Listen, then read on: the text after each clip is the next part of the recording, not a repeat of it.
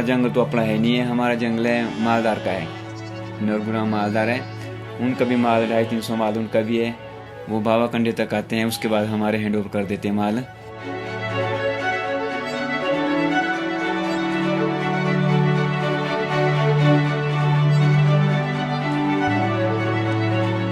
अगर 20 आदमी का माल है तो 20 आदमी की लिस्ट बनेगी, किस आदमी का कितना माल है, उस हिसाब से वो अपना यानी कि जंगल का जो उनका जंगल है उसकी वो एक फिक्स करते हैं, टैक्स फिक्स करते हैं, वो पर बेडी का टैक्स फिक्स करते हैं और उस हिसाब से हमारे को मालदार को देना पड़ता है।